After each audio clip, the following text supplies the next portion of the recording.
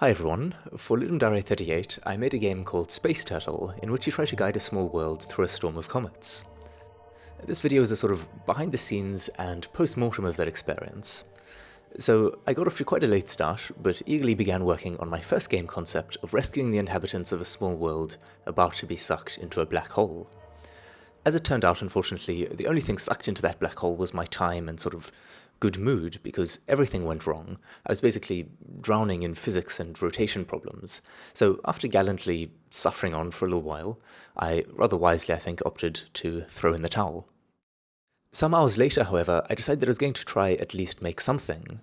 So with almost the entire day gone, I settled for some rather unambitious rock-dodging gameplay. So here I am, beavering away at the pooling system, which I used to spawn in spheres and send them hurtling towards the player. I then wanted to attach a tiny world to the player with a rope, so that the world would sort of sway behind you as you moved. I first tried to do this using various physics components, but I evidently still have a way to go in that department. I then thought I would just animate the rope along with the turtle model, so I set about creating a little turtle in Blender, and gave it some simple colouring and an armature, and I made 3 animations, one for idle flying and the others for turning left and right. But the rope part of this endeavour proved to be another failure. I simply didn't have the sort of technical know-how to make a rig for the rope that wouldn't end up with all these weird kinks in it. So I gave up on fancy rope physics or animations, and instead created a simple system where each point in the rope maintains a certain distance from the next point. Joining up the points with a line renderer, I had something that could sort of do the job. Not wasting any more time, I stuck it onto the player and tried it out. I think in the end it served its purpose fairly well, even if it wasn't quite as sort of dynamic as I had hoped. I then brought in the turtle model, and with a simple blend tree to transition between animations based on the horizontal input, he was soon zooming about. Add some colours to the world, make a few amazing rocks, stick the whole thing inside a cylinder, and I thought it was starting to look quite interesting. Taking a break from the gameplay side of things, I began working on the menu scene, where I wanted to have the turtle flying around in circles. So I made a script to follow a path, and set the turtle flying along a Bezier curve. I had some small difficulties at first ensuring that the world maintained the proper orientation, but what I did in the end was calculate the direction between 2 points near the end of either rope, as well as the direction from the world's position to the center of these 2 points.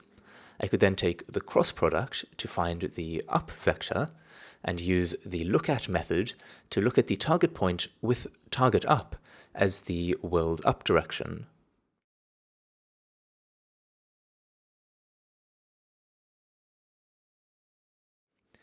I then finished up the rest of the menu with a simple options menu and a high score list. For the high scores, by the way, I used the free Dreamlow server, which is nice and easy to get working with Unity. Next on the agenda was the game over condition, which is of course if you slam into a comet. I wanted a nice explosion effect, so I drew some highly realistic flames and smoke, and used these as sprite sheets for my particle effects. I then split the world model into multiple parts, attaching rigid bodies to each part and then applying a force away from the world center to make them explode outwards, and likewise for the comet. I couldn't quite bring myself to rip apart the turtle though, so he just disappears.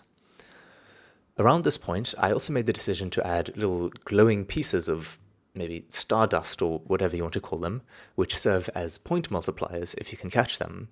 The idea, of course, being to encourage players to take some risks. I was now at the dreaded point of having to do something about sound effects and music. I only really needed 2 sound effects though, one for the explosion and one for getting a point multiplier. For the explosion, I simply went sort of into the mic and then layered some pitched down piano chords on top to get this. The music didn't go so well though. I spent almost 3 hours sort of mashing away at the keyboard, but just with horrific results. So in the end I decided to use an online music generator called Juke Deck, just to create some sort of inoffensive atmospheric stuff. The last thing of interest that I did was paint a nice shiny shell texture for the majestic protagonist. So in conclusion, I'd say that I'm fairly happy with how the game turned out. It's obviously very generic and simplistic, but it's got some charm to it, I think, and it's fun to play around with, at least for a few minutes. For the next Ludum Dare, I hope to have significantly upped my music skills, and I also hope that I'm able to come up with a more interesting gameplay mechanic. Time will tell. As a final note, if you'd like to play the game, there is a link in the description, and if you participated yourself, please do leave a link in the comments. I would very much like to play your games. Alright, cheers.